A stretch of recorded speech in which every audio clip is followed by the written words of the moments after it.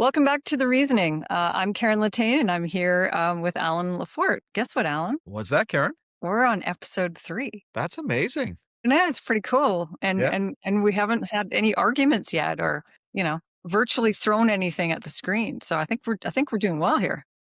I'll save that for our in-person podcasts. Make it more interesting. Good idea. All right. So, welcome back. Episode 1, we kind of talked about the AI capability curve, and we talked about Mythos. And episode 2, we kind of broke down how MFA bypass got industrialized. Same underlying message both times. The skill that used to gate sophisticated attacks no longer gates anything. Last week, you published a piece in CIO Magazine that puts that thesis into one kind of clear image, at least in my mind. And that is that London cab drivers image. And I thought that was really kind of unique. 4 years memorizing 25,000 streets to pass an exam called the Knowledge. Neuroscientists actually measured their hippocampi growing bigger from the cognitive load. And then GPS arrives, right? And a driver on day 1 with a nav app matches a cabbie who studied for 4 years. Not gradually, not partially. That the skill didn't get cheaper. It just stopped mattering altogether. And this week, we also launched something we've been building for months, which is pretty cool. And it's actually at a bunch of tools that we created, and it's at tools.strongestlayer.org, free community tools, which is, I think, kind of cool. No login, no wait list, no one from our team calling anybody afterwards to ask how it went. We actually run a posture check against your domain, and we generate a disclosure policy and walk through 44 attack simulations. So today we're going to connect those two pieces together. So I thought I'm going to pull these two pieces together and put you on the spot, and it's going to be fun. The CIO piece is really kind of the why.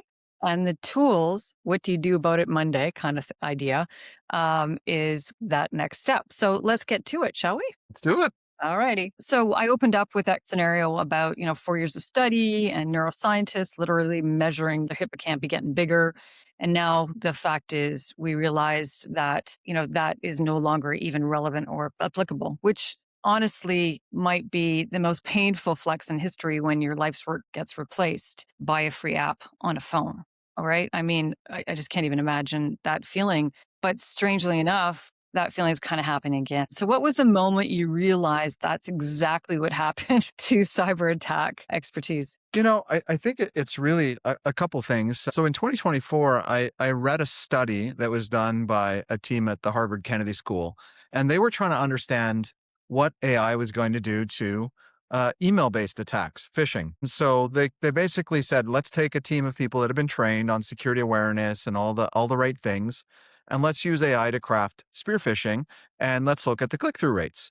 And so they did. They used some version of ChatGPT. I can't remember the version, but it was way less powerful than what we have today. And they found 3 things that I think were very alarming for me. One was that where it used to take $16 of effort to spearfish someone manually, that the AI reduced that to about 3 to 4 pennies. And it's probably cheaper today. It's probably a penny. So huge cost collapse. So we saw a cost collapse right away, that things that usually was reserved for bad actors that were motivated, because if you can imagine trying to target 1,000 people at $16, $16,000, right? So you wouldn't necessarily do it unless they were a high value target and you had a bit of intention. But when it's a penny, why discriminate? Just go all in. So definitely a cost collapse. But the other thing that was more alarming was, did you see a drop in the efficacy? And quite differently, we saw the opposite, which was they were able to get a 54% click-through rate on a baseline of 12% for that cohort. So not only did the cost come down by more than 300x, but the efficacy was 4 times higher in terms of a click-through rate. And, I always tell people 54% doesn't sound like a lot because we're wired to think of it from the perspective of school, like a passing grade is in the 60s, therefore they failed. But I like to give people a different frame, which is if you were playing Russian roulette with 1 bullet in the chamber, the odds of success are 17%, right? 54% means you had more than 3 bullets in the chamber. Like, that's not a game I ever want to play. No, that's I don't want to play it with 1 bullet. I sure as hell don't want to play it with 3. So, that's not a great number. And another number that stuck out was they were able to profile, and this is important because it'll connect to the tools. They were able to get the information to power the spear phishing 88% of the time by looking up employees on LinkedIn, Facebook, what's already out there publicly was enough to power these attacks at that high click-through rate.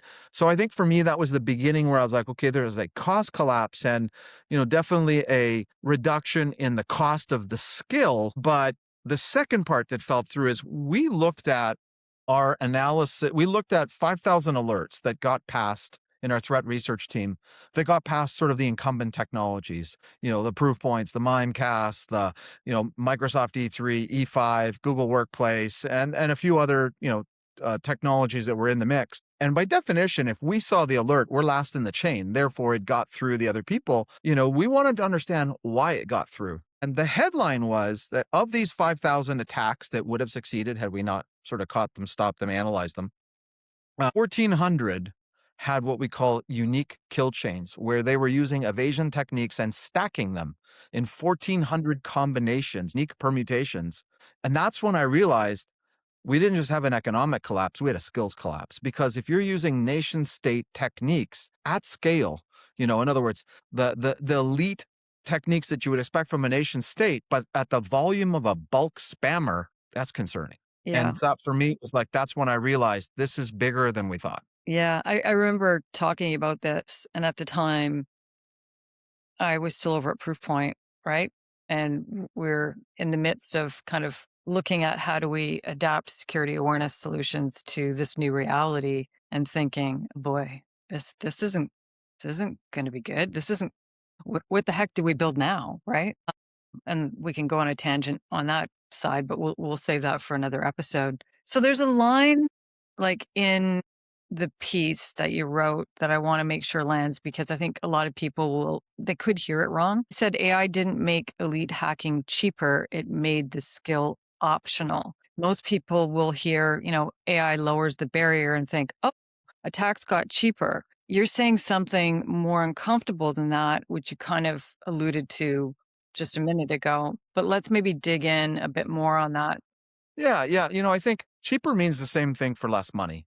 And sure, that happened, but it isn't just all that happened. Skill isn't required anymore. We already are living this in the software world, right? People understand, we talk about vibe coding entire applications, vibe coding an app in a week, vibe coding a company in a month, where, the people don't understand the underlying frameworks, the understanding technologies, but they know the outcomes they want. They know the interaction model and the AI takes care of the rest. So, it's become more and more like, okay, people are vibe coding. Some organizations are, having a developer manage, 10, 12 agents, different modes out there. But we've accepted vibe coding and where people don't know how it works, don't have the skill, but are getting the outcome. So I guess my question for, is why don't we see the same thing for offense? Why wouldn't we say that there's a thing called vibe hacking, right? Where they know what they want, they know what the evasion to be, they know the models underneath sort of high level, but they're not generating exploits. They're not stringing it all together. They're relying on the expert in the AI to do it. And so if we accept vibe coding as real, why don't we accept vibe hacking as real? Right? Because that's what the skill collapse means. The skill is not required to get the outcome. And so I'm going to just go out there and say vibe hacking is definitely real. And that's the lowest level of it. Now imagine you take someone skilled and you scale them out with those techniques. That's where I really get worried, right? Not nation state techniques being applied by vibe hackers, but nation states being extended by the vibe hacking concept is even scarier. Yeah. I wonder if we should have trademarked that term vibe hacking. That's actually a good next paper for you. I don't know that we're the first, but it just seems like a logical thing. I don't think I've heard it before, come to think of it. I don't think I've even seen it talked about, but I'll have to do some research after that. But let's put some numbers on it because I think, I know you will anyway, but I certainly like numbers and data. IBM says 192x reduction in phishing lure creation time, 5 minutes versus 16 hours. CrowdStrike says 89% surge in AI augmented attacks. 29-minute breakout. Anthropic's Mythos found a 17-year-old remote code execution flaw autonomously for under 20K. You and I have been in this industry a long time, 20 years, and I don't know what you actually say anymore to chief information security officers or director of information security teams who've been at this just as long as you and I have, and they're still running on that same architecture. Like, what do you say to them? Right? Because you can't say, well, you got to change your architecture, or you know what you're using no longer applies, and you need to throw it all out and start all over again. I mean, how do you even broach that subject? You know, I think it's challenging because this isn't incrementalism. There's a lot of change coming at once. So it's not even how do you address the individual challenges? Which ones do you And there'll tackle be first? continuous change. That's the thing, right? I think it's a different world, right? Which requires approaches that are intrinsically resilient, right? Which means that you're not solving for the specific thing. You're looking at more first principles of like, how do you anticipate and absorb the change in what you do? And then that's not easy to do. And that sounds very theoretical. But if the Mythos one was a great example of, there are a lot of people worrying about Mythos, but if you just design for what it's going to be, and only that, and not account for the fact that every 9 to 14 months, another step change is going to happen because that's the power curve we're on. And you probably have 5 to 7 more years of this. When you say, every year I'm going to be hit by this, how do I start thinking in a broader way? How do I stay ahead of these things? How do I architect for these known unknowns that are coming? You might have a different answer. So, I don't envy CISOs. There's a lot coming at them Yeah.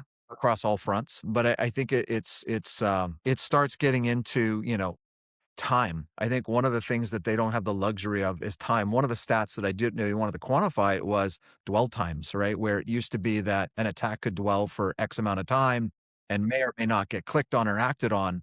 But the amount of time that's required to weaponize, an incursion, an exploit we're talking minutes now. And I think CrowdStrike has some research on this. There was a few others, but it's really that the amount of time that they need to get in, do their thing, and advance the exploit that they're going after is minutes, not hours, not days. And so I think the bigger challenges that CISOs have to deal with is time asymmetry, right? Where they can continuously adapt on the vibe hackers, as we call them, can continuously adapt with no constraints due to compliance, privacy, regulation. Just what's the more powerful model, what's the most dangerous exploit, and they keep iterating. And over here, we have to be thoughtful. We have to obey compliance. We have to obey, privacy regulations, a whole series of things that may not allow us to mount the response fast enough. There's an asymmetry that's forming across time. Yeah, I They think can they you hit can the nail pivot on in the head. minutes, they can pivot in months. It Yep, would be great if it was weeks yep. or days, but, I think when there's decisions that need to be made that are architectural, those tend not to be things that you do lightly because they're meant to last a long time. And so I think understanding that asymmetry in time and decision making and what AI does to that, I think is another challenge for CISOs. But you hit a good point, which is the regulatory constraints or the privacy constraints or the perceived ones, because sometimes you're not in a regulated environment as a company or organization. Yes, you have to still adhere to privacy, like hands down, we have to. But I think sometimes they double down on that too much and make their environment very restrictive because of it, or they're just using it as, okay, this is a vendor list and they have to have these certain requirements before I'm even going to look at them. And that's going to prevent them from looking at newly architected, new and possibly really good solutions that could address some of the issues that they have, right? Yeah, absolutely. Yeah. So you use kind of auto tune as the second analogy, and I love it because it makes the detection problem really visceral. A tone deaf performer with the plugin produces the same output as a conservatory graduate. The listener cannot tell the difference. So if I'm a detection system that looks for bad singing, grammar errors, domain mismatches, suspicious formatting, I'm essentially listening for pitch problems in a world where auto tune exists. What am I actually detecting anymore then? It's interesting. When you think about detection and signals, sometimes the absence of a signal is a signal itself, right? So, for example, when you talk about auto tune, one of the challenges with synthetic music that seems off putting to the ear, when I say synthetic, I mean an AI generated it, is it's too perfect, right? It lacks those minute imperfections that become the signature of somebody.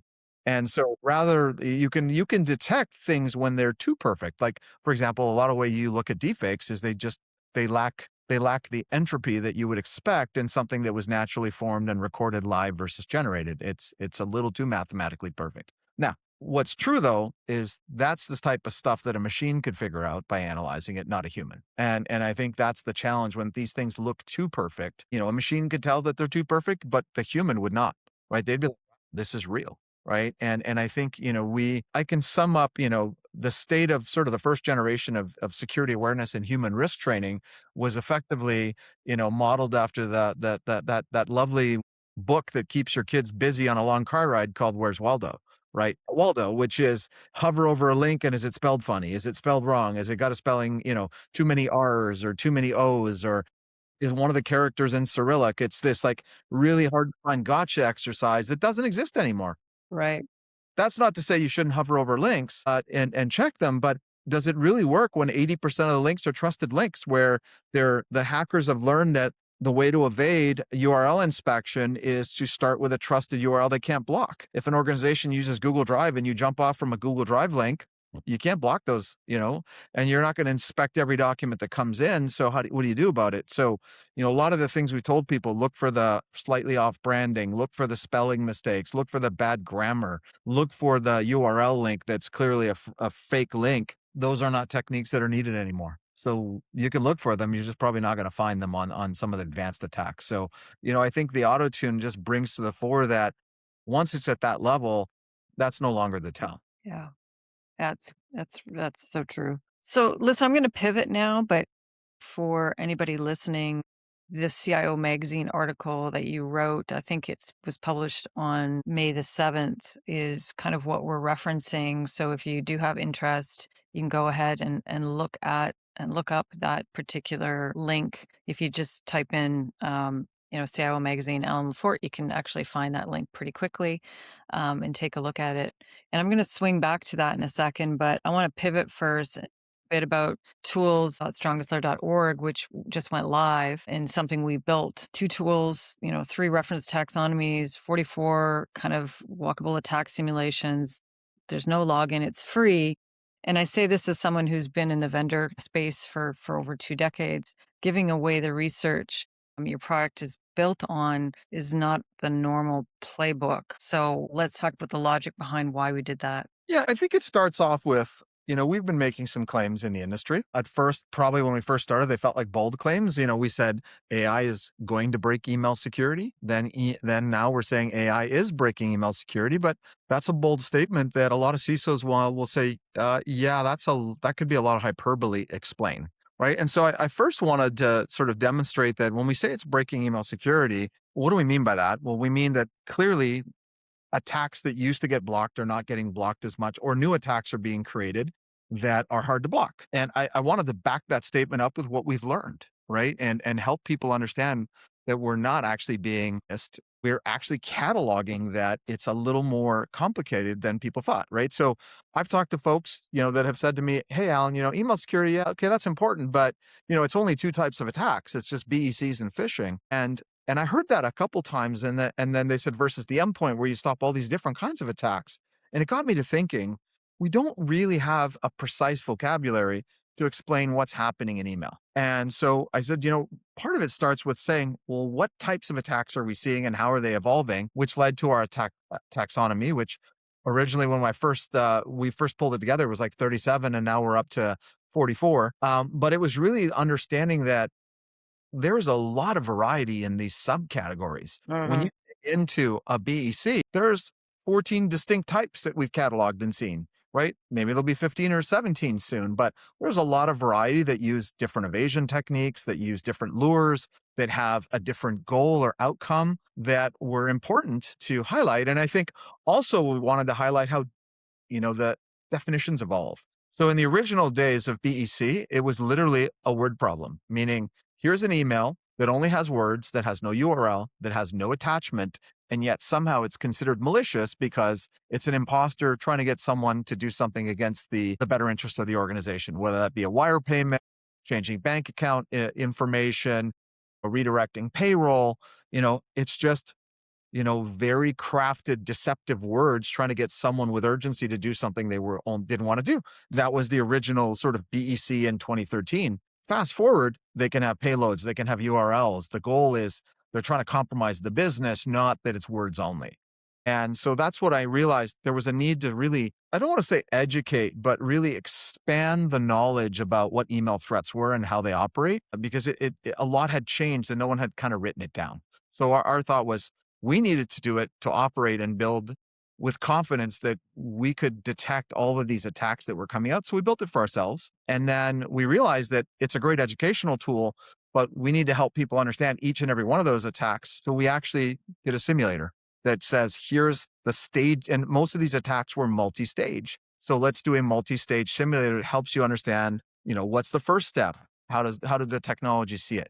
What's the second step? What's the third step? So And maybe, really explain that complexity. maybe, yeah, maybe walk me through. So I type in my domain, then what? Well, so before we go there, not to change your question order, but I think it's important. So we had all these You can 44 change attack order. types, but the other question that didn't come up on the, as we did these other, call them taxonomies, call them models, frameworks, whatever you like, was that, but what powers these attacks? Well, these attacks are very specific. We talked about the 88% of data. And so I got to thinking, a lot of times, attackers aren't profiling just a person, they're profiling the company. And how much of the data we put out is powering these attacks. And so we came up with a taxonomy. We called it, tongue in cheek, the corporate PDA model. It's really this idea that you've got this publicly available data, which is in itself an attack surface. When you're saying who's in your supply chain, when you're saying who reports to who in terms of executives, when you're releasing things about M&A or other things that are important about your company, those feed those attacks. So we came up with a model, 36 different data types in 6 different categories that that attackers can harvest about you in the public sphere that would power these attacks and make you more or less susceptible. And then the final thing I mentioned earlier was there's these evasion techniques that are used to bypass existing technologies designed with intention to get around the 5 or 6 different techniques that defense technologies use to try and stop malicious emails. And so we categorize that as well. So we have all our evasion techniques that show these techniques, when stacked, increase the likelihood of an attack being successful. So we have those 3 models. Now, the corporate sort of email posture assessment tool does 2 things. The first thing is it asks you, your domain, and based on your domain and your company name, it will tell you everything that's out there that an attacker could know about you that they could use to weaponize in an email attack. And then it will ask you, are you on Microsoft or Google, in terms of an email, because they have different weaknesses, if you will. And then do you have, what email technologies do you have in place? Do you have an inline gateway? Do you have an API solution? Do you have both? And then based on that, there are some structural blind spots that those systems have that when you synergize with this data about you will reveal what attacks you're most exposed to.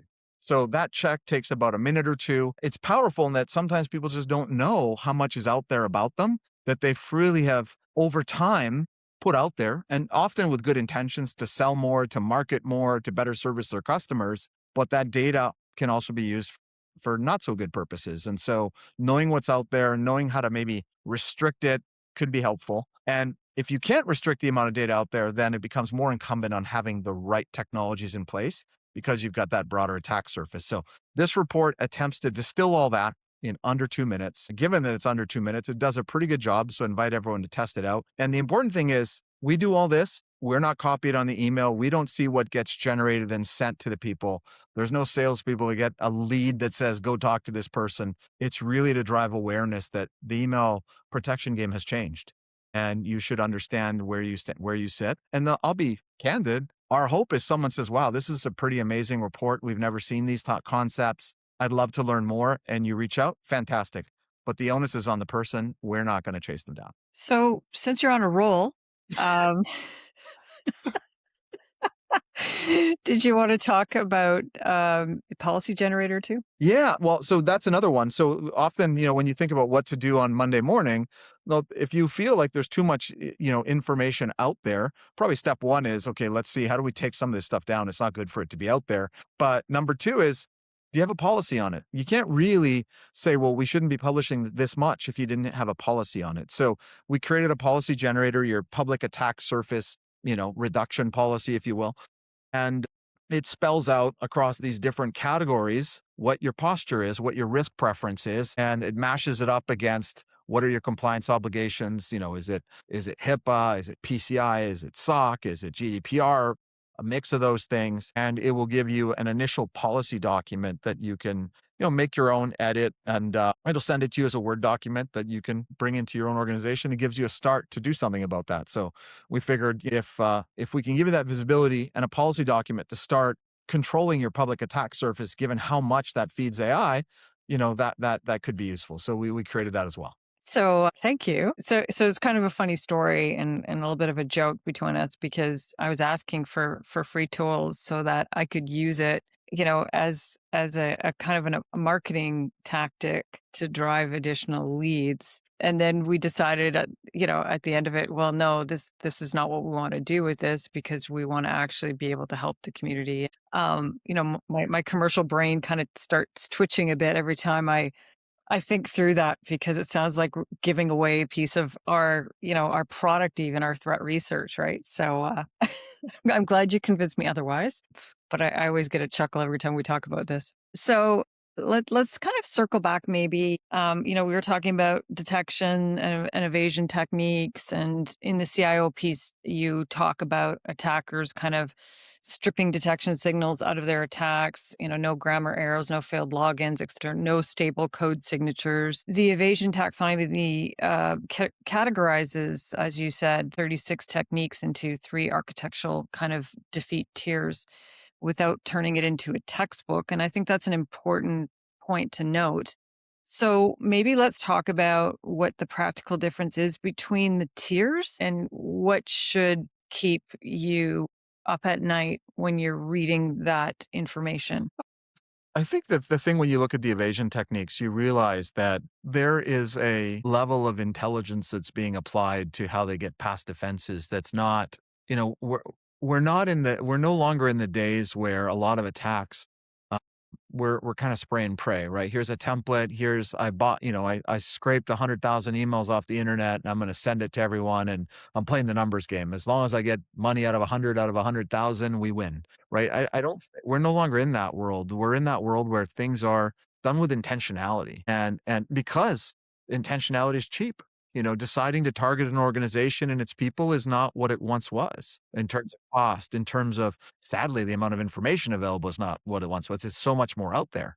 So, I think that what should keep people up at night is you can no longer be of the idea that, well, I'm not a big company, I'm not a target, right? I think anyone can be a target. And in fact, the logic may be big companies are well defended and well monitored and mid-sized companies are not, right? They are easy to get into. So, I think that I would say I would be, if I had, autonomous sort of agents controlled by bad actors attacking me, and I have a small team of people doing things manually, yeah, I would lose sleep at night, right? Because there's an asymmetry that you can't defeat, an asymmetry of resources, of time, and a series of things. But if you start embracing modern solutions where you find a way to leverage AI to be the defender, I actually think AI can have structural advantages over the attackers in a way that wasn't the case before AI.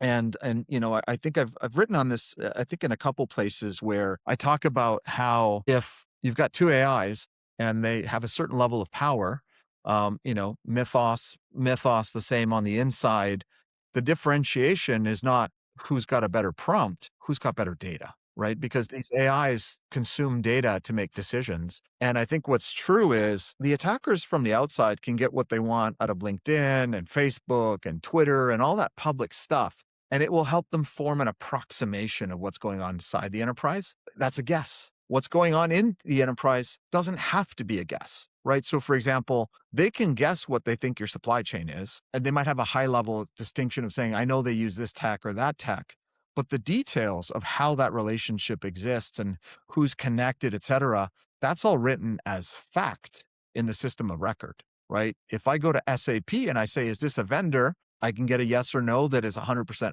true. Whereas if I look at people's emails and I say, well, they have a lot of emails from this vendor and there's a lot of back and forth, they must be a vendor, but not necessarily true. They could be in a procurement cycle. They could be a prospect. They could be a vendor that's exiting as a new one comes in. Those are guesses, right? So when you can say they've got an AI, we've got an AI, but they're operating on guesses and we're operating on facts, now the defenders have the upper hand. Data is what will give the upper hand in these new models. And when I allude to earlier that because of privacy and compliance, security isn't necessarily putting its best foot forward, is it's not leveraging that data and bringing it to its security tools to help its defense Right. at scale when they could, right? And I think that's what's missing as we think about how we go and protect against AI and defend against it with our own AI tools. More thought has to be given as to what data allows you to win the fight and how do you hook it in and where. I think that's a great place to kind of, wrap actually. But before I do that, I think, we give people during these podcasts, we give people a lot of things to think about. And I want to come back to the tools that we created too, because I think it's really important. And we do put out a lot of information for free. White papers, we put out blogs. You do a lot of byline articles, and they're really thoughtful pieces that people can kind of grab onto. And we try, as an organization, between you and I, we try to be very vendor neutral and as unbiased as we can in our thought processes. But I think we should really kind of reiterate, especially the tools.strongestlayer.com site, because I think it's a really great place for people to go, and they're not going to get emails and LinkedIn outreach from me as much as I'd love that. You're not going to get that. So I think, we're trying to provide to people in this industry as much thought leadership as we possibly can so that you can make the best decisions possible, whether that's, our solutions or any vendor solutions. It's really important that you have all the facts. But Alan, maybe did you want to hint on what we might be creating next from a tools perspective? Yeah. So, just like correction, because I did this on purpose, it's tools.strongestlayer.org, not Thank dot. you. Not Uh, Marketing site. Yeah, one of the things that we often get asked is, "Hey, you claim that you do this reasoning thing and you can reason about an email and autonomously almost build a case around it. There's no alerts, they're fully reasoned cases." And people are intrigued, but they're like, "I don't know if I really want to do a full-blown POC just yet." So, what we're going to do is make it so that you can upload an email file and see how we would have reasoned against it and whether we would have blocked it or not, and with all of our justification. So that's coming. Probably take another 30 days to get that all wired up and out. But, we want to make it easy for people to get a taste of how we do things and see the application of these models that we've given out for free in action in the product, or as close to the product as you can. And the thing we will do on that site as well, because it's not a marketing site, it's a way for you to engage and see, kind of how the product works without having to do a demo, talk to a salesperson. And our hope is that when you see it, you're like, man, I wish we had this capability. We should talk to someone. And the site does have a button that says reach out, but it's really to put the evaluator in control. And we want the work and the product to speak for itself. And we really believe if we build a great product with great outcomes, drastically lower false positives, elimination of the high number of false negatives, in other words, detections that are being missed, and a focus on productivity, because we know that every security team is going to be overwhelmed with all of the change that's happening. If we can reduce their burden on our end so they can redirect that focus somewhere else, then that's a win for them and it's a win for us. So that's the goal of the tool in 30 days. I'm excited to get it up there and start getting feedback from folks on what they think about it. Awesome. Thank you so much. Thanks for joining me. And thank you, everybody, for listening in. Until next time. Bye. Bye.